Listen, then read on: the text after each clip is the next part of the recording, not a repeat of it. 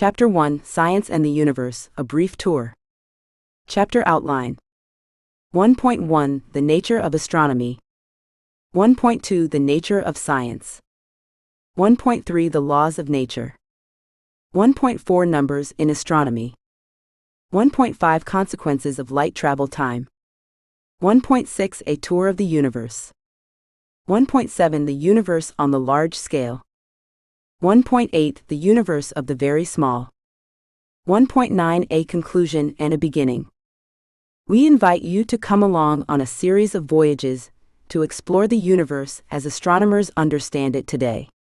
Beyond Earth are vast and magnificent realms full of objects that have no counterpart on our home planet. Nevertheless, we hope to show you that the evolution of the universe has been directly responsible for your presence on Earth today. Along your journey, you will encounter a canyon system so large that on Earth it would stretch from Los Angeles to Washington, D.C., figure 1.2. A crater and other evidence on Earth that tell us that the dinosaurs and many other creatures died because of a cosmic collision. A tiny moon whose gravity is so weak that one good throw from its surface could put a baseball into orbit. A collapsed star so dense that to duplicate its interior, we would have to squeeze every human being on Earth into a single raindrop. Exploding stars whose violent end could wipe clean all of the lifeforms on a planet orbiting a neighboring star, figure 1.3. A cannibal galaxy that has already consumed a number of its smaller galaxy neighbors and is not yet finished finding new victims. A radio echo that is the faint but unmistakable signal of the creation event for our universe. Such discoveries are what make astronomy such an exciting field for scientists and many others, but you will explore much more than just the objects in our universe and the latest discoveries about them. We will pay equal attention to the process by which we have come to understand the realms beyond Earth, and the tools we use to increase that understanding. We gather information about the cosmos from the messages the universe sends our way. Because the stars are the fundamental building blocks of the universe, decoding the message of starlight has been a central challenge and triumph of modern astronomy. By the time you have finished reading this text, you will know a bit about how to read that message and how to understand what it is telling us. 1.1, The Nature of Astronomy.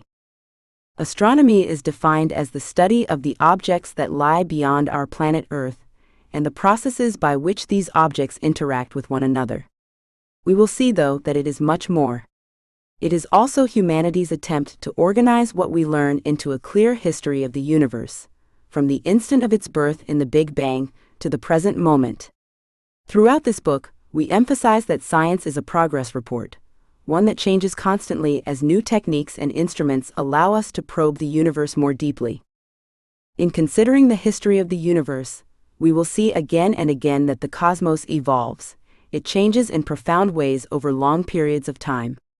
For example, the universe made the carbon, the calcium, and the oxygen necessary to construct something as interesting and complicated as you.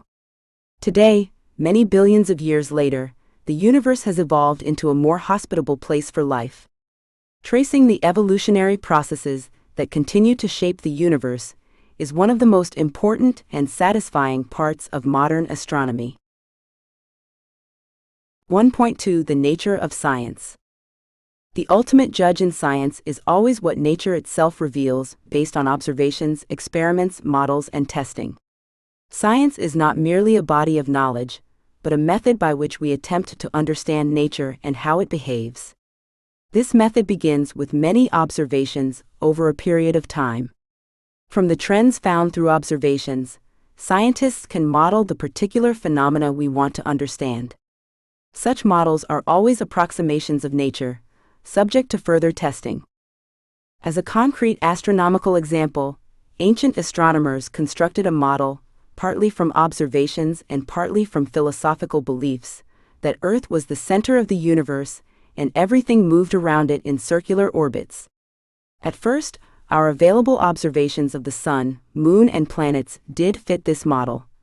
However, after further observations, the model had to be updated by adding circle after circle to represent the movements of the planets around Earth at the center. As the centuries passed, and improved instruments were developed for keeping track of objects in the sky, the old model, even with a huge number of circles, could no longer explain all the observed facts. As we will see in the chapter on observing the sky, the birth of astronomy, a new model with the sun at the center fit the experimental evidence better. After a period of philosophical struggle, it became accepted as our view of the universe. When they are first proposed, new models or ideas are sometimes called hypotheses. You may think there can be no new hypotheses in a science such as astronomy, that everything important has already been learned. Nothing could be further from the truth. Throughout this textbook, you will find discussions of recent and occasionally still controversial hypotheses in astronomy. For example, the significance that the huge chunks of rock and ice that hit Earth have for life on Earth itself is still debated. And while the evidence is strong that vast quantities of invisible dark energy make up the bulk of the universe, scientists have no convincing explanation for what the dark energy actually is. Resolving these issues will require difficult observations done at the forefront of our technology, and all such hypotheses need further testing before we incorporate them fully into our standard astronomical models.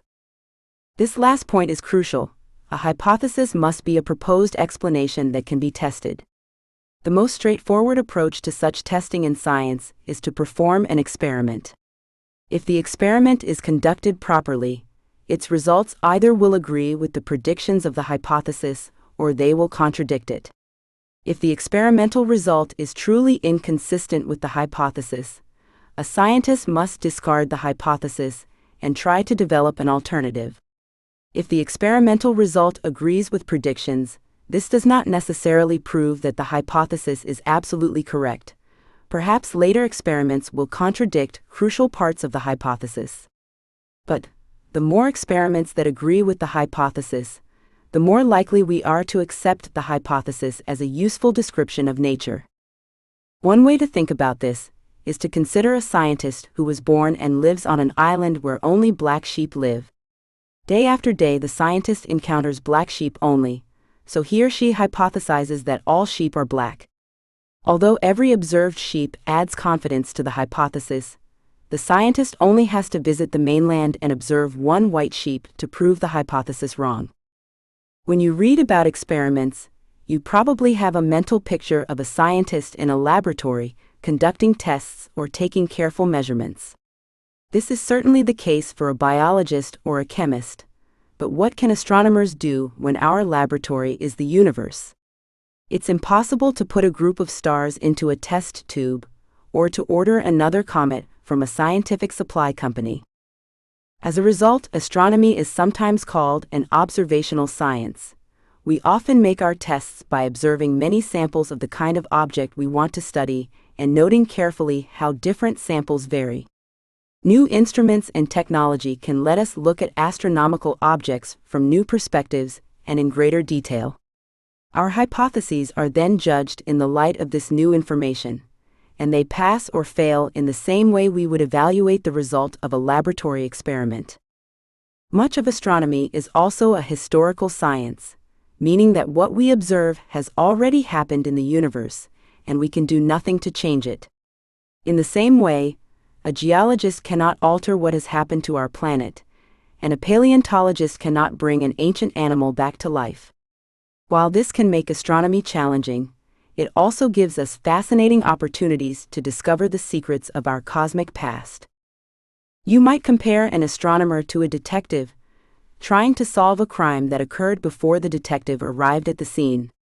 There is lots of evidence, but both the detective and the scientist must sift through and organize the evidence to test various hypotheses about what actually happened. And there is another way in which the scientist is like a detective. They both must prove their case. The detective must convince the district attorney, the judge, and perhaps ultimately the jury that his hypothesis is correct. Similarly, the scientist must convince colleagues, editors of journals, and ultimately a broad cross-section of other scientists that her hypothesis is provisionally correct. In both cases, one can only ask for evidence beyond a reasonable doubt. And sometimes new evidence will force both the detective and the scientist to revise their last hypothesis. This self-correcting aspect of science sets it off from most human activities. Scientists spend a great deal of time questioning and challenging one another, which is why applications for project funding, as well as reports for publication in academic journals, go through an extensive process of peer review, which is a careful examination by other scientists in the same field. In science, after formal education and training, everyone is encouraged to improve upon experiments and to challenge any and all hypotheses. New scientists know that one of the best ways to advance their careers is to find a weakness in our current understanding of something and to correct it with a new or modified hypothesis. This is one of the reasons science has made such dramatic progress. An undergraduate science major today knows more about science and math than did Sir Isaac Newton, one of the most renowned scientists who ever lived. Even in this introductory astronomy course, you will learn about objects and processes that no one a few generations ago even dreamed existed. 1.3 The Laws of Nature. Over centuries, scientists have extracted various scientific laws from countless observations, hypotheses, and experiments. These scientific laws are, in a sense, the rules of the game that nature plays. One remarkable discovery about nature, one that underlies everything you will read about in this text, is that the same laws apply everywhere in the universe. The rules that determine the motion of stars so far away that your eye cannot see them are the same laws that determine the arc of a baseball after a batter has hit it out of the park. Note that without the existence of such universal laws, we could not make much headway in astronomy. If each pocket of the universe had different rules, we would have little chance of interpreting what happened in other neighborhoods. But the consistency of the laws of nature gives us enormous power to understand distant objects without traveling to them and learning the local laws. In the same way, if every region of a country had completely different laws, it would be very difficult to carry out commerce or even to understand the behavior of people in those different regions. A consistent set of laws, though, allows us to apply what we learn or practice in one state to any other state. This is not to say that our current scientific models and laws cannot change. New experiments and observations can lead to new, more sophisticated models that can include new phenomena and laws about their behavior. The general theory of relativity proposed by Albert Einstein is a perfect example of such a transformation that took place about a century ago. It led us to predict, and eventually to observe, a strange new class of objects that astronomers call black holes. Only the patient process of observing nature ever more carefully and precisely can demonstrate the validity of such new scientific models. One important problem in describing scientific models has to do with the limitations of language. When we try to describe complex phenomena in everyday terms, the words themselves may not be adequate to do the job. For example, you may have heard the structure of the atom likened to a miniature solar system. While some aspects of our modern model of the atom do remind us of planetary orbits, many other of its aspects are fundamentally different. This problem is the reason scientists often prefer to describe their models using equations rather than words. In this book, which is designed to introduce the field of astronomy, we use mainly words to discuss what scientists have learned. We avoid complex math, but if this course piques your interest and you go on in science, more and more of your studies will involve the precise language of mathematics.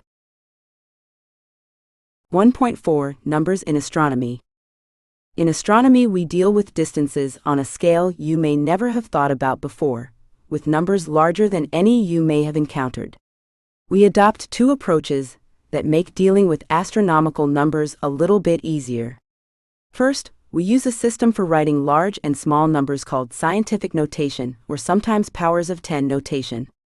This system is very appealing because it eliminates the many zeros that can seem overwhelming to the reader. In scientific notation, if you want to write a number such as 500 million, you express it as 5 times 10 to the power of 8.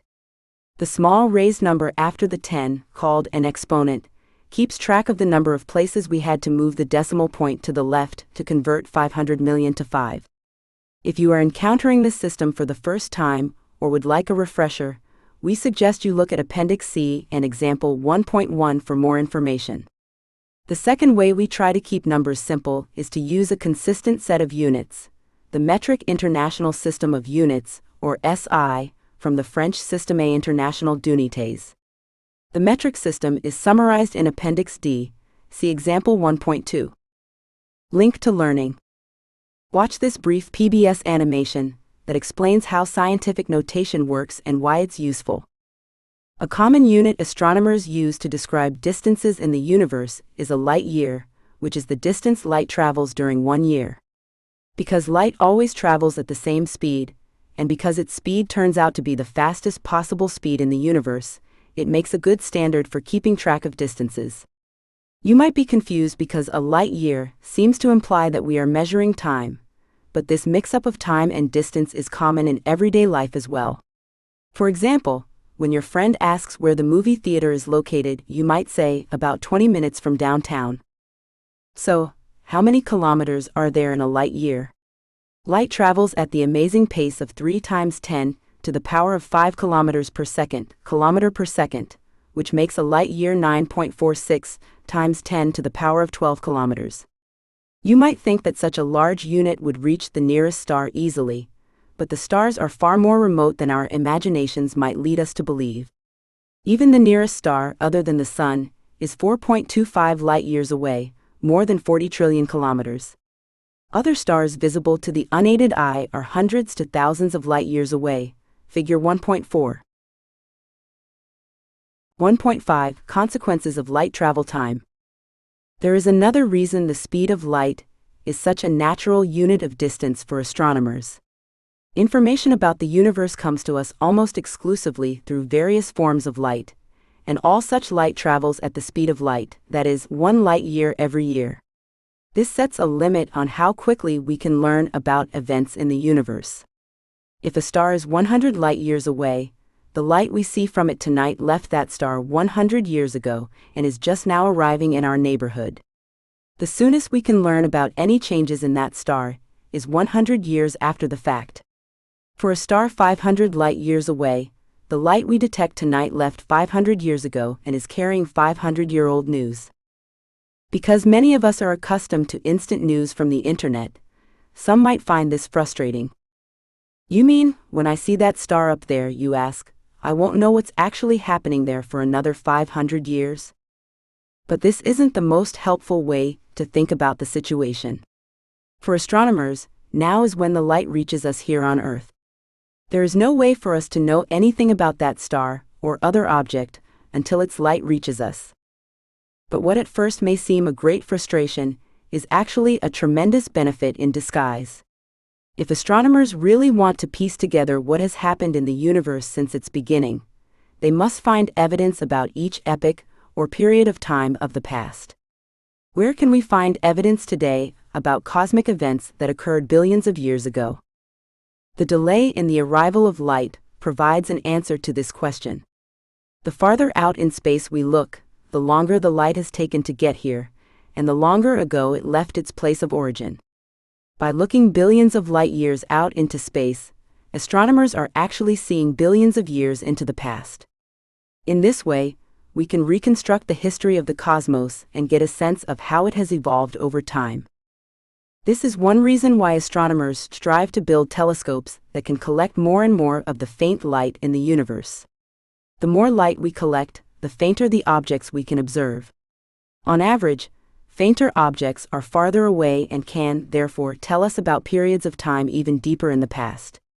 Instruments such as the Hubble Space Telescope, figure 1.5, and the Very Large Telescope in Chile, which you will learn about in the chapter on astronomical instruments, are giving astronomers views of deep space and deep time better than any we have had before. 1.6 A Tour of the Universe. We can now take a brief introductory tour of the universe, as astronomers understand it today, to get acquainted with the types of objects and distances you will encounter throughout the text. We begin at home with Earth, a nearly spherical planet about 13,000 kilometers in diameter, figure 1.6. A space traveler entering our planetary system would easily distinguish Earth from the other planets in our solar system by the large amount of liquid water that covers some 2/3 of its crust.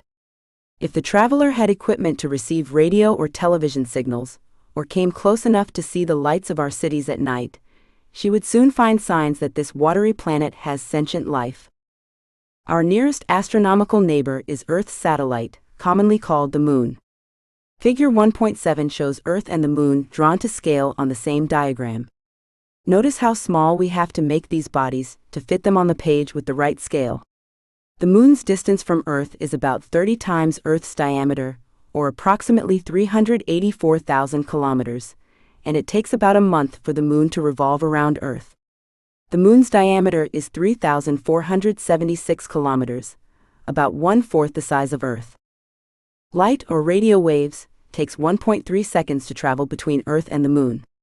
If you've seen videos of the Apollo flights to the Moon, you may recall that there was a delay of about 3 seconds between the time Mission Control asked a question and the time the astronauts responded. This was not because the astronauts were thinking slowly, but rather because it took the radio waves almost 3 seconds to make the round trip. Earth revolves around our star, the Sun, which is about 150 million kilometers away, approximately 400 times as far away from us as the Moon.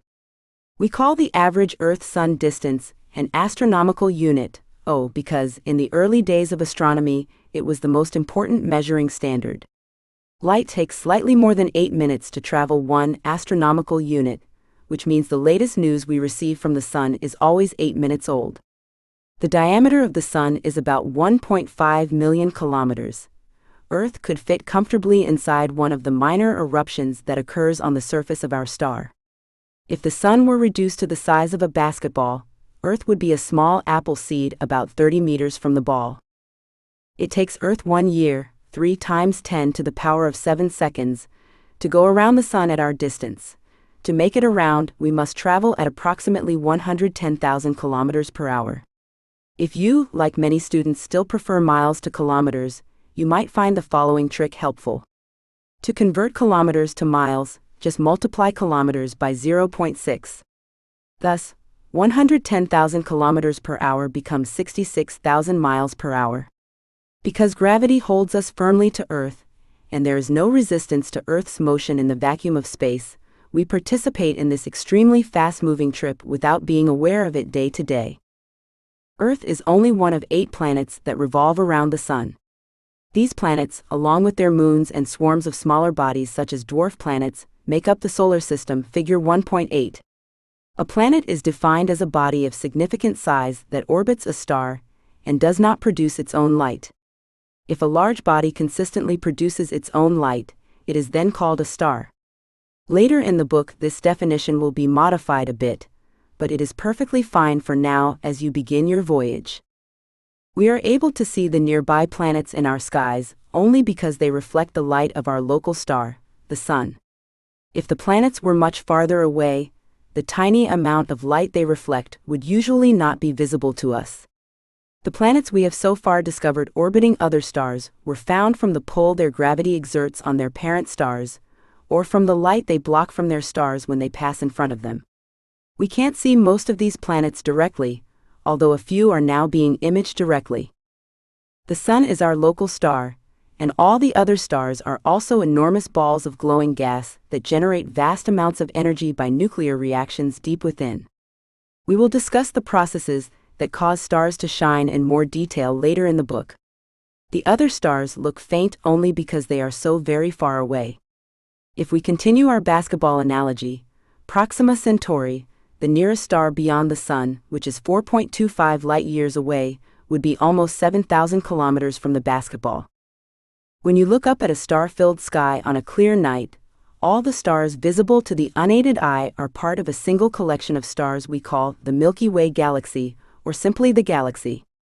When referring to the Milky Way, we capitalize galaxy.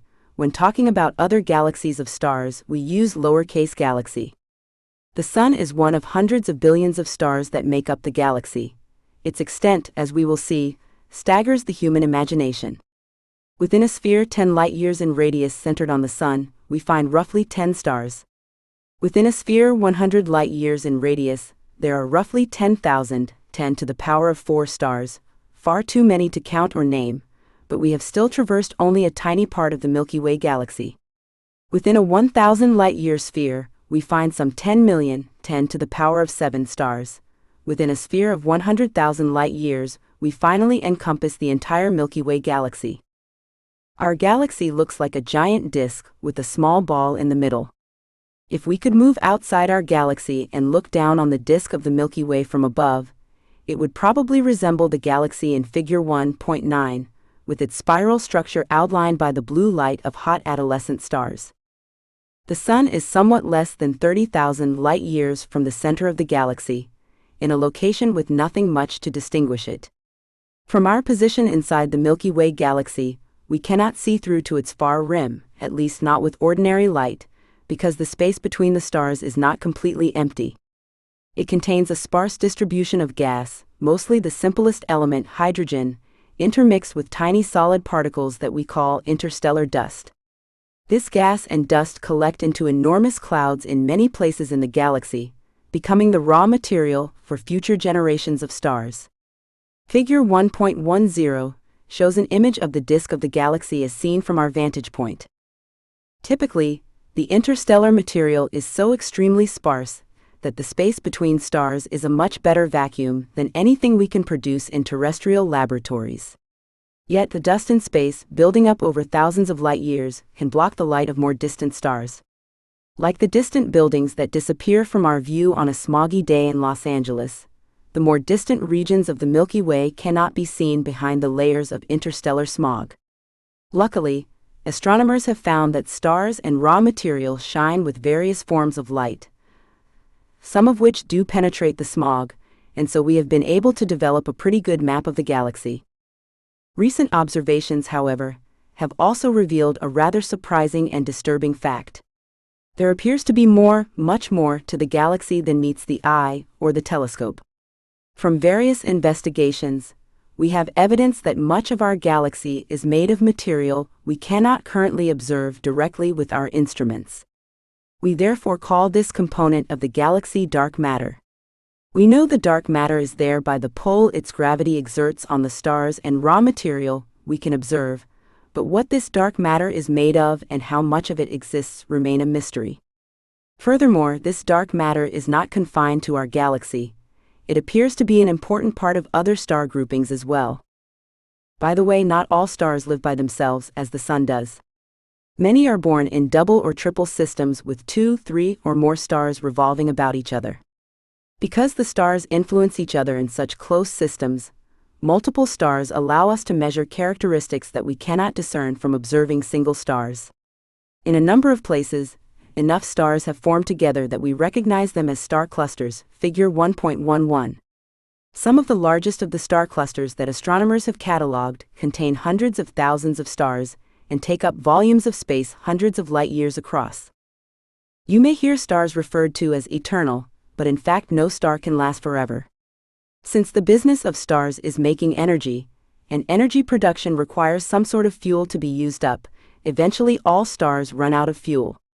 This news should not cause you to panic though, because our Sun still has at least 5 or 6 billion years to go.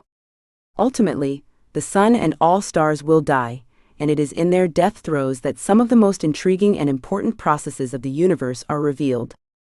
For example, we now know that many of the atoms in our bodies were once inside stars. These stars exploded at the ends of their lives, recycling their material back into the reservoir of the galaxy. In this sense, all of us are literally made of recycled stardust. 1.7. The universe on the large scale. In a very rough sense, you could think of the solar system as your house or apartment, and the galaxy as your town, made up of many houses and buildings. In the 20th century, astronomers were able to show that, just as our world is made up of many, many towns, so the universe is made up of enormous numbers of galaxies. We define the universe to be everything that exists, that is accessible to our observations.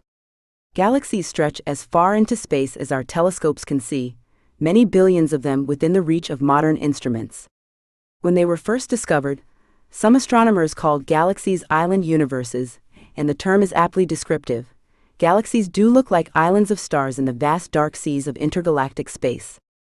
The nearest galaxy, discovered in 1993, is a small one that lies 70,000 light-years from the Sun in the direction of the constellation Sagittarius, where the smog in our own galaxy makes it especially difficult to discern. A constellation, we should note, is one of the 88 sections into which astronomers divide the sky, each named after a prominent star pattern within it. Beyond this Sagittarius dwarf galaxy lie two other small galaxies, about 160,000 light-years away. First recorded by Magellan's crew as he sailed around the world, these are called the Magellanic Clouds, figure 1.12. All three of these small galaxies are satellites of the Milky Way galaxy, interacting with it through the force of gravity. Ultimately, all three may even be swallowed by our much larger galaxy, as other small galaxies have been over the course of cosmic time. The nearest large galaxy is a spiral quite similar to our own, located in the constellation of Andromeda, and is thus called the Andromeda Galaxy. It is also known by one of its catalog numbers, M31, figure 1.13. M31 is a little more than 2 million light-years away, and along with the Milky Way, is part of a small cluster of more than 50 galaxies referred to as the Local Group. At distances of 10 to 15 million light-years, we find other small galaxy groups, and then at about 50 million light-years there are more impressive systems with thousands of member galaxies. We have discovered that galaxies occur mostly in clusters, both large and small, figure 1.14. Some of the clusters themselves form into larger groups called superclusters. The Local Group is part of a supercluster of galaxies, called the Virgo supercluster, which stretches over a diameter of 110 million light-years. We are just beginning to explore the structure of the universe at these enormous scales, and are already encountering some unexpected findings. At even greater distances, where many ordinary galaxies are too dim to see, we find quasars. These are brilliant centers of galaxies, glowing with the light of an extraordinarily energetic process. The enormous energy of the quasars is produced by gas that is heated to a temperature of millions of degrees as it falls toward a massive black hole and swirls around it. The brilliance of quasars makes them the most distant beacons we can see in the dark oceans of space. They allow us to probe the universe 10 billion light-years away or more, and thus 10 billion years or more in the past. With quasars we can see way back close to the Big Bang explosion that marks the beginning of time. Beyond the quasars and the most distant visible galaxies, we have detected the feeble glow of the explosion itself, filling the universe and thus coming to us from all directions in space. The discovery of this afterglow of creation is considered to be one of the most significant events in 20th century science, and we are still exploring the many things it has to tell us about the earliest times of the universe. Measurements of the properties of galaxies and quasars in remote locations require large telescopes, sophisticated light-amplifying devices, and painstaking labor. Every clear night, at observatories around the world, astronomers and students are at work on such mysteries as the birth of new stars and the large-scale structure of the universe, fitting their results into the tapestry of our understanding. 1.8 The Universe of the Very Small. The foregoing discussion has likely impressed on you that the universe is extraordinarily large and extraordinarily empty. On average, it is 10,000 times more empty than our galaxy. Yet, as we have seen, even the galaxy is mostly empty space. The air we breathe has about 1019 atoms in each cubic centimeter, and we usually think of air as empty space. In the interstellar gas of the galaxy, there is about 1 atom in every cubic centimeter.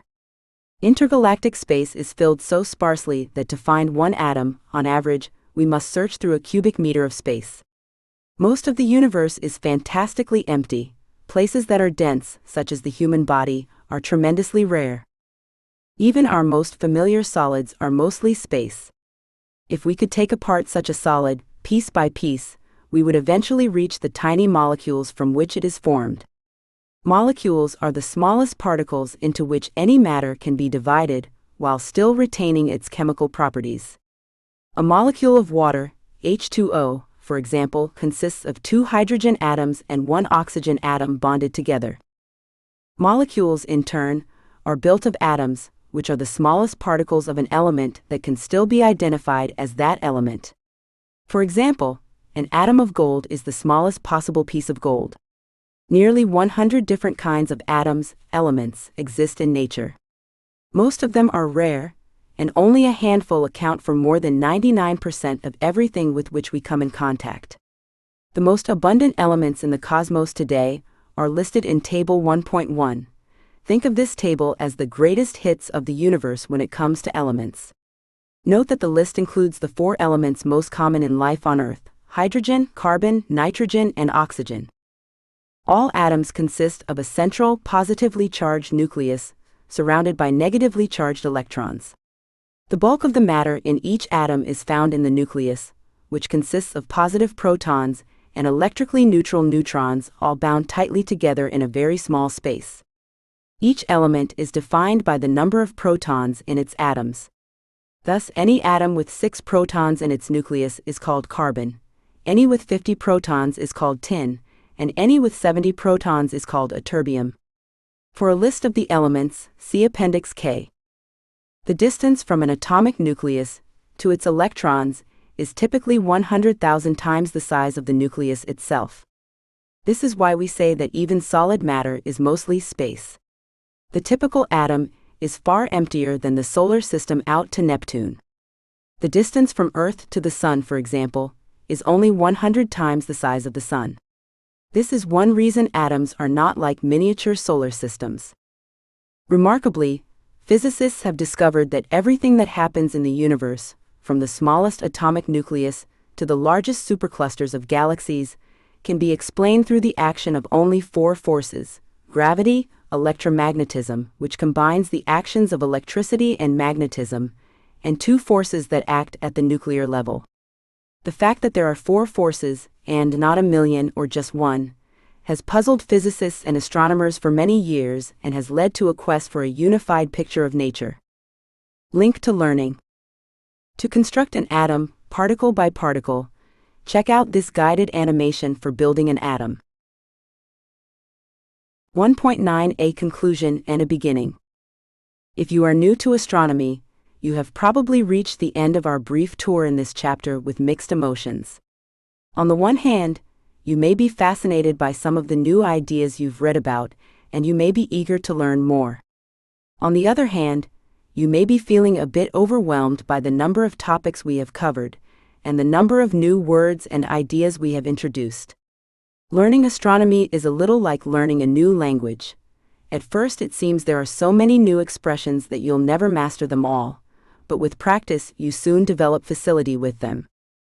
At this point you may also feel a bit small and insignificant, dwarfed by the cosmic scales of distance and time. But there is another way to look at what you have learned from our first glimpses of the cosmos. Let us consider the history of the universe, from the Big Bang to today, and compress it, for easy reference, into a single year. We have borrowed this idea from Carl Sagan's 1977 Pulitzer Prize-winning book, The Dragons of Eden. On this scale, the Big Bang happened at the first moment of January 1st, and this moment, when you are reading this chapter, would be the end of the very last second of December 31st. When did other events in the development of the universe happen in this cosmic year? Our solar system formed around September 10th, and the oldest rocks we can date on Earth go back to the 3rd week in September, figure 1.15. Where does the origin of human beings fall during the course of this cosmic year? The answer turns out to be the evening of December 31st. The invention of the alphabet doesn't occur until the 50th second of 11:59 p.m. on December 31st. And the beginnings of modern astronomy are a mere fraction of a second before the new year. Seen in a cosmic context, the amount of time we have had to study the stars is minute, and our success in piecing together as much of the story as we have is remarkable. Certainly our attempts to understand the universe are not complete. As new technologies and new ideas allow us to gather more and better data about the cosmos, our present picture of astronomy will very likely undergo many changes. Still, As you read our current progress report on the exploration of the universe, take a few minutes every once in a while just to savor how much you have already learned.